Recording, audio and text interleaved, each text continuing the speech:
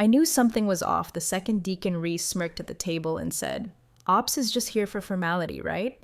Like we were window dressing at a dealership. Me, the one who'd kept the eligibility chain clean through 4 audit cycles, reduced onboarding exceptions by 93%, and practically rewrote the vetting clause when legal couldn't untangle its own compliance spaghetti. But sure, Deacon, I'm just here to color code resumes and nod while you fast track your frat buddy's cousin with a sketchy crypto startup on his CV. He strolled in late to the candidate review, Starbucks cup raised like he was making a toast to ignorance. The air around him had that tech bro haze, buzzwords, and blind confidence. His first contribution? Tossing out half the red flagged profiles I'd spent 2 weeks vetting. Too rigid, he said about a former NSA contractor with a spotless clearance trail. Too old school, he scoffed, pointing at a woman with 20 years in forensic auditing. I didn't flinch. I just flipped the folder closed, slid it back into my satchel, and tapped the post-it I'd marked 3 days earlier. Section 6.4, Eligibility Authority. And hey, before we go any further, if you're one of the 97% who listen to stories like this without subscribing, give it a second. Hit that like button, subscribe. It really helps the team bring more of these real deal stories to light. All right, back to Deacon's ego parade. The thing is, Deacon didn't know who I was. Not really. He'd skimmed my badge, saw ops liaison, and assumed I handled swag orders and lunchtime catering preferences. I let him. It's easier that way. People show their hand faster when they think you're nobody. And by the time they realize you're the one holding the clause that can freeze their entire hiring pipeline, it's already too late. I didn't push back in the room. I didn't argue when he threw out profiles I'd tagged with critical compliance gaps or rewrote our vetting funnel without so much as looping in legal. Instead, I started documenting. Not just the resumes, not just the skipped protocols, the attitude, the arrogance, the assumption that rules were for other people and he was here to move fast and break things. I've seen what that attitude breaks. It's never the system. It's the people crushed underneath it.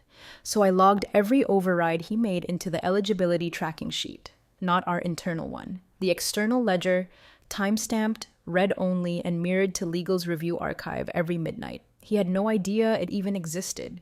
Most people didn't. That's what made it powerful. It wasn't about catching mistakes. It was about having proof when someone pretended they never made them. And sure enough, 2 hours later, I was dropped from the email chain. I got the forwarded thread from one of the junior HR partners. It was short, but brutal in its clarity. Deacon wrote, "I don't care who she thinks she is. We're pushing ahead with these two. Tell ops to stay in their lane." I didn't reply. Not to him, not to HR, not to anyone. I printed the email, I annotated it, I stapled it to the front of the compliance binder labeled Tag 6 Leadership Overreach. And I waited. Because when you know the system better than the people trying to exploit it, you don't need to shout. You just need a quiet moment, a clean record, and the right room to read it in. The message came in at 2:11 p.m. sharp. Subject line, "Final review, approvals not needed." That was rich, considering I was the final review. My name was literally listed on the contract appendix under Required Approver, Operational Vetting. Deacon either hadn't read it, or worse, he had and decided it didn't apply to him. That level of arrogance doesn't come from ignorance. It's born of a man who's been told too many times he's visionary for skipping the rules everyone else bleeds to uphold. The thread was already 4 emails deep when it landed.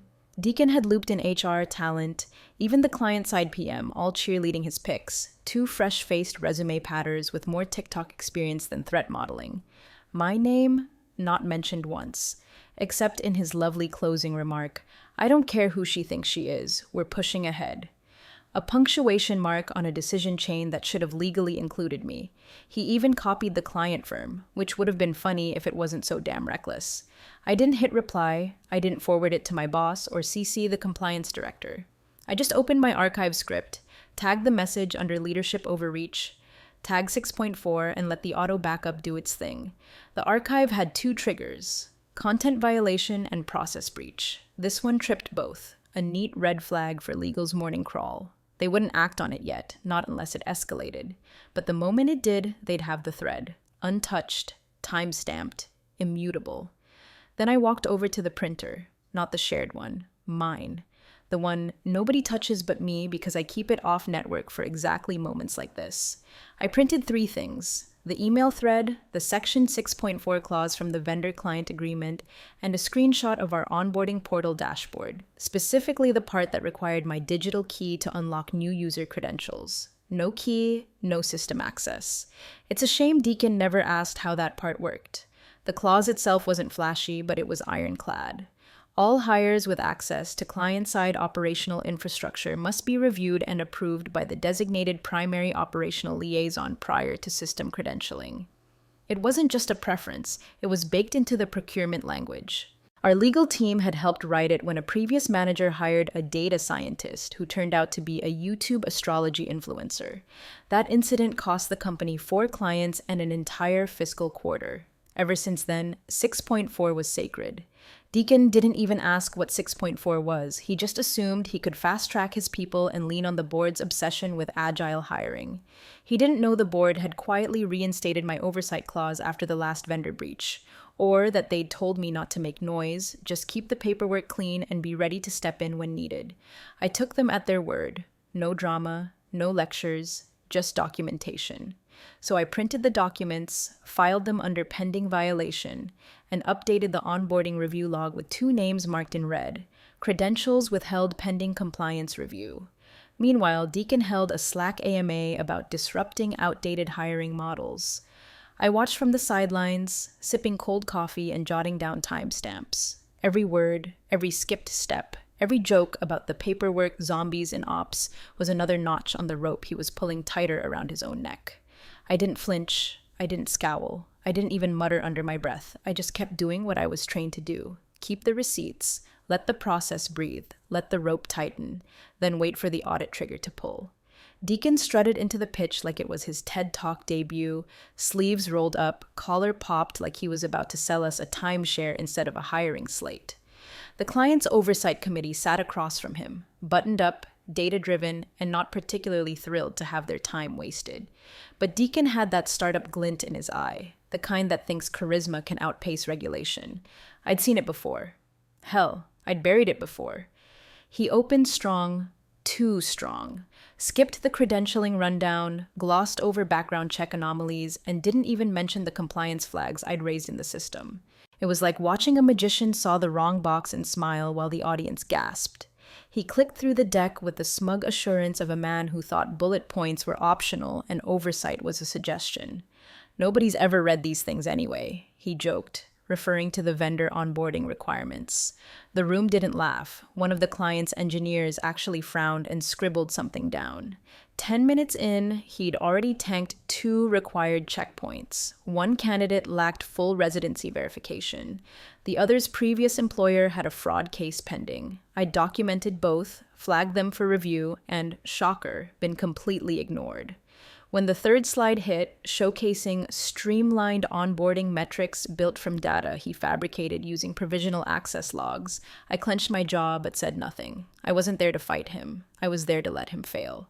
During the break, one of the observers, client side, sharp eyes, salt and pepper hair, military posture, walked over to me near the back wall where I'd been quietly flipping through my printed compliance packet. "You're not speaking today?" he asked, genuinely curious. I didn't answer immediately. I just slid my thumb down the margin of the packet until it hit the line I'd underlined twice in blue ink, turned it toward him, tapped gently. He read aloud under his breath. "Only approved hires vetted by POL shall receive system credentials." He looked back up. "That's you, right?" I nodded once. He didn't ask another question. He just nodded too and walked away. That's the thing about real authority. It doesn't beg for attention. It doesn't need a spotlight or a slide deck. It's a single clause buried on page 17 of a contract, enforced by the one person who actually understands what happens when it's ignored. Back in the room, Deacon went right back to fluffing his hires. "We've prioritized culture fit over rigid checklists," he said, like the words due diligence were beneath him. At one point, he waved toward my corner and said, "Ops has reviewed most of this, I think," with that smirking upward lilt that said he had no clue what I had or hadn't approved. That's the moment the COO side-eyed me. No words, just a glance. I didn't move, didn't blink, didn't save him, because he didn't need saving. He needed to crash, hard, into the reality that processes exist for a reason, that skipping compliance isn't disruption, it's negligence, and that when you lock a door without checking who holds the master key, you'd better pray they're not standing in the room watching you fake the credentials. My approval stamp wasn't on those hires. My name wasn't in the slide deck. But my authority was written into the infrastructure of every system credential form, every access gate, every onboarding API. And I hadn't lifted a single finger to unlock a damn thing. It was a Thursday. Gray-skied, half raining, the kind of day that makes everything feel like it's waiting to break. I was halfway through organizing credential logs when the ping came through, not from our side, but from the client's InfoSec lead, Amira Patel. Subject line was short, precise. Eligibility confirmation, additions from 11 defendants submission. Inside the email, no small talk, just one line. Your name's listed on the roster as primary operational liaison. Can you confirm the 2 recent additions passed your vetting process? That was the moment the wheel clicked into place. I didn't rush. I didn't panic. I opened my compliance mirror folder, navigated to the time-stamped approvals log, version-controlled, digitally signed, and mirrored nightly to our legal backup node, and copied the segment from October through November. 47 entries. 45 had my approval stamp. 2 did not. Their names, Bryce Maddox and Lily Kwan. Deacon's darlings, no vetting trail, no background auth. No multi-factor verification on credential prep. Just 2 smiling headshots uploaded into our pipeline through a side door request and buried under an expedited need tag. I had flagged both accounts for pending review the moment they appeared. No approvals granted, no credentials issued. They were ghosts in the system, live profiles with no lawful keys. I took a screenshot of the ledger, highlighted the relevant lines, attached the original system export as a CSV, then replied to Amira's email with 6 words. Attached. These 2 are not approved. No need to explain further, the record spoke for itself. A minute later, I got the read receipt. 10 minutes after that, she replied, "Thanks. We'll escalate internally." No emoji, no signature flourish, just cold, clean escalation. I sat back and exhaled, just once, through my nose. It wasn't satisfaction, not yet. It was something steadier. Controlled vindication. The kind that doesn't rush into the spotlight but waits patiently in the wings, knowing the show isn't over, but the script has already turned. By the end of the day, 2 system access requests had been flagged by the client's compliance hub. One was formally suspended pending eligibility confirmation. The other? Rejected outright. I didn't send a single message to Deacon, didn't nudge legal, didn't pull HR into a side thread. I just watched the pressure rise on its own. Because truth doesn't need volume, it needs documentation. Quiet, verified, dated, and irrefutable. And Deacon? He still had no idea the house of cards he built was already swaying in the breeze. He was too busy prepping for a follow-up call with the client, still thinking the worst thing that could happen was a minor pushback on hiring speed. But the real problem wasn't the speed, it was the bypass. And the person he bypassed still hadn't said a word, just handed over a clean, undeniable record that started the slow, professional process of grinding his plan into dust. The sync was supposed to be routine. Quarterly vendor integration check-in, light agenda, just enough structure to let Deacon preen in front of the client while pretending to be collaborative. He had his sleeves rolled and collar popped again, like he thought that made him more agile. The slide deck was bloated, the talking points shallow, and every compliment he threw the client's way was laced with that Silicon Valley aftertaste, over-rehearsed sincerity. He was already too comfortable when the topic swerved. One of the client's technical leads, quiet guy named Hector, asked about the credentialing timeline for the 2 new engineers. Deacon laughed. "We've streamlined the pipeline," he said, smug and unbothered. Then he grinned. "Don't worry, Ops is on mute." I felt heads turn toward me at the far end of the table. I hadn't said a word the entire call, hadn't even opened my laptop. Just sat there with my notepad and a closed folder. Until that moment.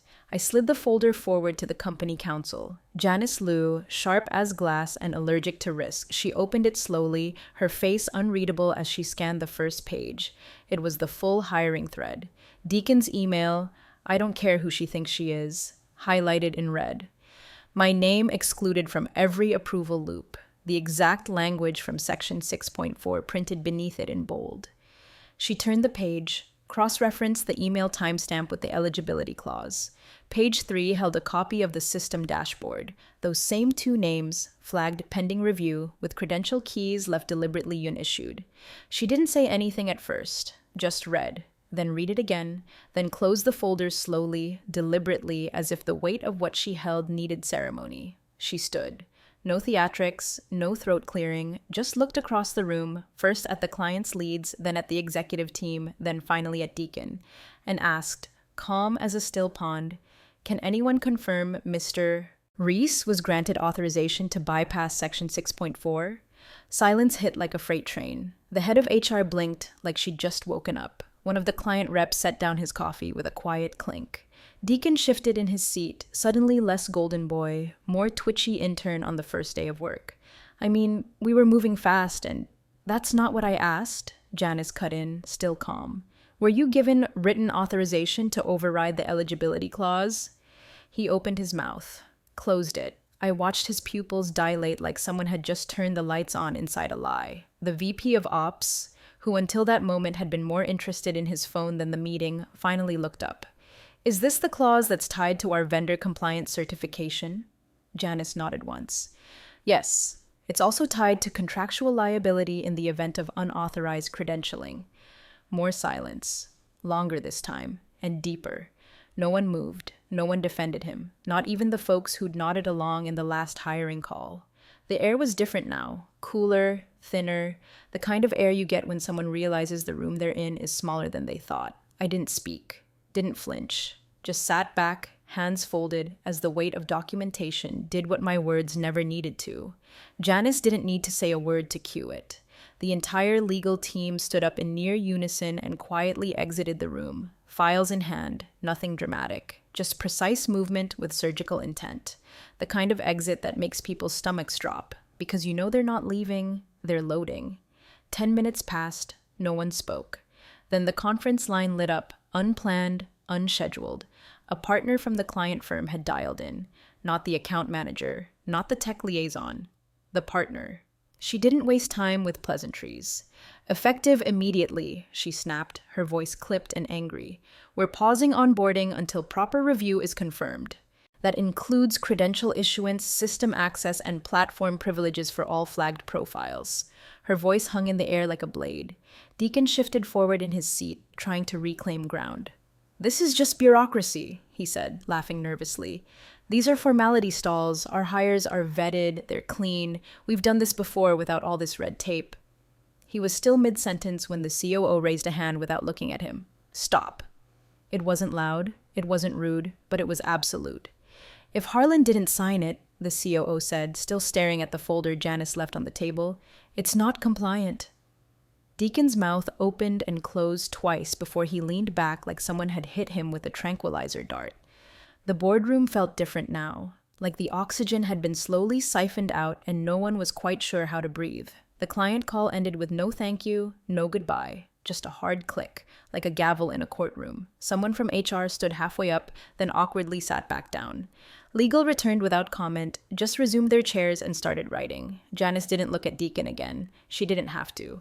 The COO turned toward me, first real acknowledgement all meeting. "Can you confirm your log is current?" I nodded once. Time-stamped, mirrored, and backed nightly. The flagged names were never approved. He nodded back, nothing more.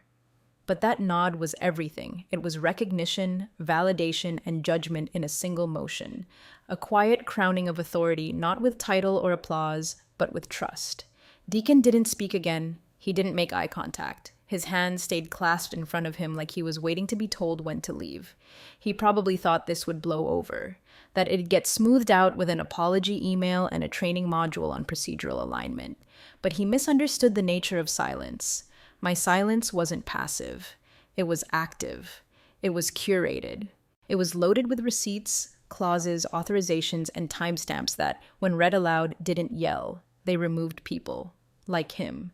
And the printed email chain, the one he laughed off just days ago, it sat dead center on the table like a smoking gun. Paperweight, landmine, and obituary all in one. He just didn't realize it was already written in his name. By 3:40 p.m., Deacon's meetings started vanishing from the shared calendar, one by one, like dying stars. His weekly talent sync? Cancelled. Client pipeline strategy? Gone. His usual coffee chat with a leadership placeholder evaporated without a trace. No alerts, no explanations, just silence swallowing his footprint in real time. That's how you know it's serious, when even the calendar stops pretending you exist.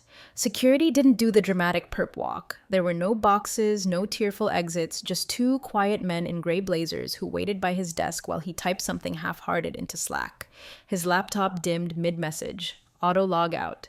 And just like that, his access died before he could even send a goodbye GIF. HR didn't issue a memo. There was no damage control statement, just a single, sterile auto-forward in the global inbox. Role currently under review. Future correspondence regarding Mr. Reese should be directed to the interim ops chain. The interim ops chain was one name long. They called me in 15 minutes later. No parade, no applause, just a cold conference room, the kind with scratchy chairs and a view of the CFAC units. Compliance director, legal liaison, and a folder. That's it. The folder was already open when I sat down. No speech, no congratulations, just a page slid forward and a pen. At the top, under the header, Org Structure Revision Immediate, was one new title, Operational Integrity Lead. No fluff, no mission statement, just a direct reporting line from me to compliance with dotted line visibility into talent, legal, and vendor assurance. A role that didn't exist last week, because it didn't need to, until someone like Deacon made sure it had to. I signed. That was it. The compliance director closed the folder, nodded once, and said, "We'll route all future onboarding through your office." I nodded back. No pride in the gesture, no smugness, just the click of gears slipping back into alignment. A system that had been derailed, briefly, returning to its calibrated setting. Deacon didn't cross my mind as I walked back to my desk, not even when I passed his empty chair, still rolled slightly out, badge still dangling on its clip, like it had just lost its owner mid-sentence. Because this was never about him. Not really. It was about the clause, the contract, the process, and the power of being the one who actually read the fine print. The office didn't feel victorious, it just felt quiet, correct, balanced, exactly how it should have stayed all along. The first thing I did, before I even moved into Deacon's old seat, before they printed a new badge or changed my title in the system, was pull the onboarding ledger, every single entry. No one asked me to, no one needed to, because when a breach nearly slips through on your watch, even if you blocked it, you don't patch the hole. You rebuild the hull. I printed the full record going back 6 months, ran each line against the archived credential trail, background verifications, system access keys, client approval matches. If there was even a hint of backdoor activity or approval drift, I flagged it. 2 entries, Deacon's last-minute pets, had no operational confirmation, no credential logs, and most damning of all, no vetted audit trail. Invalidated immediately. They'd never accessed the core systems. My refusal to activate credentials held, but they were formally removed from the onboarding record and tagged as non-compliant initiates. HR would have to handle the fallout. I wasn't their babysitter. Next, I did what should have been done a year ago. I restructured the entire approval flow. From now on, no one gets access from a Google form, a Slack ping, or a forwarded email chain that smells like desperation. Onboarding would run through one locked funnel, biometric authorization, multi-key credential vaulting, and time-stamped approval embedded directly in the system backbone. No biometric match, no key issued. And the root ID for that vetting? Mine. I didn't gloat about it, didn't post some rousing Slack announcement or drop motivational quotes into onboarding dashboards. I just updated the workflow doc, linked the new chain, and let legal know the revision had already passed compliance thresholds. System changes would mirror by midnight. By morning, every new hire request would trigger a built-in 6.4 compliance audit, before the first resume even got a glance. Then I turned to the backlog. Deacon's pipeline proposals, candidate decks, fast-track requests, all of it lived in a shared drive titled Talent Acceleration Initiative. I renamed the folder, disregarded pathways, archived it, read only, sealed behind compliance access, left a note in the metadata, retained for audit trail only, not reflective of current onboarding policy. That was the most acknowledgement Deacon would ever get from me. The rest of my changes were quiet, foundational, not flashy, rolled out credential logging overlays tied to my signature, embedded access denial auto notifications with templated compliance language, mapped escalation protocols for any attempt to override the POL signature in future reviews, and I restructured the candidate scoring model so that vetting flags could never again be hidden behind culture fit nonsense or whatever buzzword shield was in fashion that week. When I was done, I sat alone in the admin panel for a minute, watching the new chain run its first cycle. Clean, immutable, secure. This wasn't revenge, it wasn't even a response, it was repair. And for the first time in weeks, I didn't feel like I was sitting in someone else's mess. I was sitting in something built to hold. It was a month later, in a sterile conference room 10 floors above where the real work happens. Polished wood table, chilled water bottles lined up like little soldiers. The external auditors were mid-cycle with the client's oversight team, running their annual review, the one where they dig through everything you think you've buried and ask the exact question you hoped no one remembered. I was there at the request of legal. Just a formality, they said. Probably wouldn't even need to speak. The round table was running smooth. Bullet points, check marks, confirmation nods, until they got to onboarding compliance. Let's walk through the recent eligibility process revision, said one of the lead auditors, tapping her iPad. Specifically, the adjustments made following an unauthorized credentialing attempt. There was no blame in her tone, no sharp edge, just the kind of language people use when they already know the answer and just want to hear it from the source. Janice looked to me. No cue, just instinct. I reached for the folder, flipped it open, and slid the document stack forward. Inside was everything. The original approval ledger, the revised biometric chain, the time-stamped rejection logs for the 2 ghost entries. All of it ordered, clean, unredacted. The email thread, Deacon's now anonymized remarks, the exclusion, the policy violation sat at the top, highlighted in yellow. The client's lead rep smiled, not performatively, just something real. He reached into his blazer pocket and pulled out a small brushed metal token, passed it across the table. "Thanks for keeping the thread," he said. I nodded, didn't smile back, just placed the token beside the folder like a paperweight. From the far side of the table, a new hire, maybe 2 weeks in, barely out of orientation, raised their hand. "Sorry," they said quietly. "I'm still learning the ropes. Just, who actually finalizes eligibility?" The room shifted a little. You could feel people glance my way. I didn't answer immediately. Just closed the folder with both hands. Let the silence sit. Then I said, evenly, "Whoever understands what the word authorized actually means. Not louder than necessary, not softer than the room could hear, just enough." After the meeting, legal walked the auditors out. HR buzzed past, heads down, all business. I stayed behind a moment, looked over to the legal office where, just outside the glass wall, a new display had gone up. That thread, Deacon's, now stripped of names, framed under museum glass. Beneath it, in gold letters etched into the base plate, "Silence speaks loudest when the record is clean." I didn't linger, just turned, walked past the badge scanner and back to my desk. No crown, no speech, just the quiet certainty of knowing. It's not the voice that holds the power, it's the paper.